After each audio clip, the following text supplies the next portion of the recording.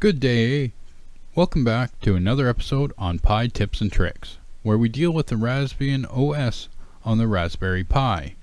Today, we're going to have a look at finally getting Netflix running natively on the Raspberry Pi. Now, I am on my Pi 4 demo unit where I haven't updated or done anything with it.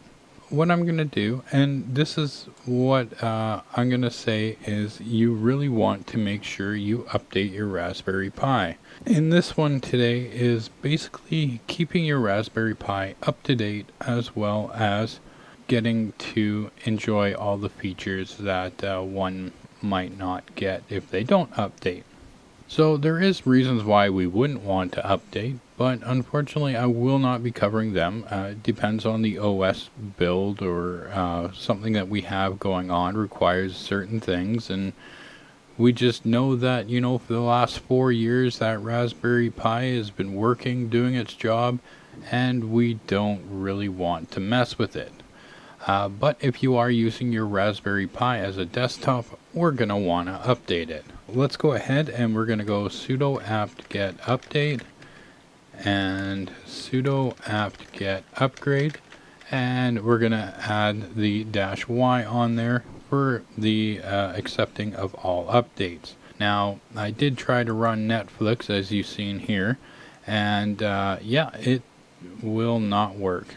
So supposedly this new update will actually allow us to play this content.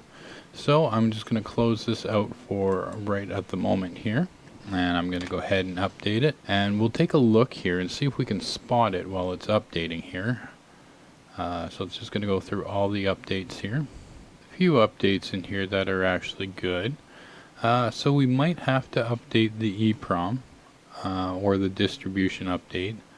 We'll try a few things and we'll see which update actually helps the browser to play Netflix on there.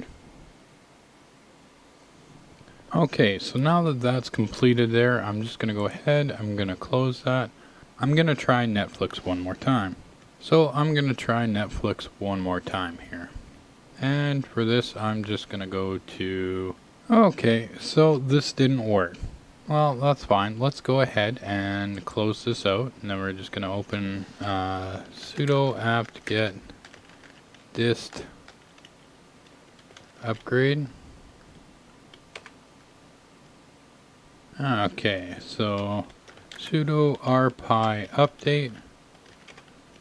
We're going to go ahead and update the firmware. See if there's something new comes out of it when we go to update afterwards. If you are downloading a new version of the Raspbian OS, chances are a lot of these updates and everything will already be pre-installed on the operating system.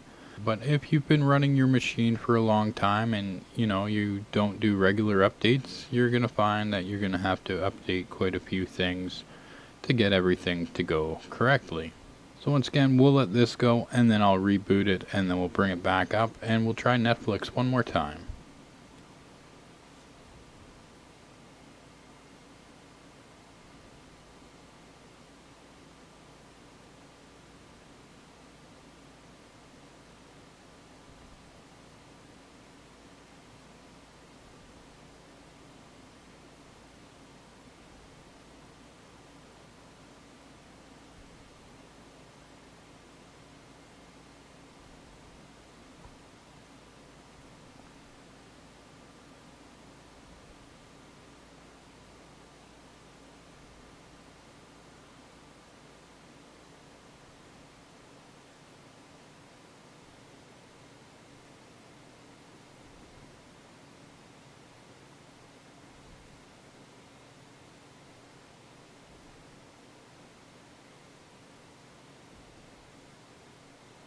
Okay, and the reboot. Okay, and we're back connected here, so we're going to give Netflix one more try here. Once again, we get the error there, so let's go ahead and sudo apt-get update and sudo apt-get upgrade. Let's see if anything new comes up. Oh.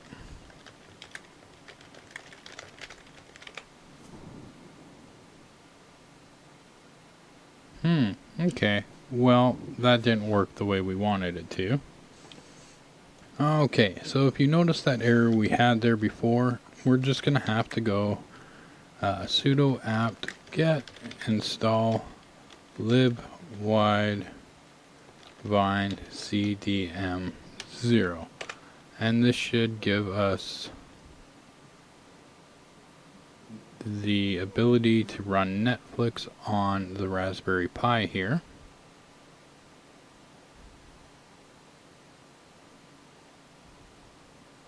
Okay, let's exit this. Let's go back to our browser here, and then we'll go back to Netflix here, and I will just bring up my tester, Teenage Mutant Ninja Turtles.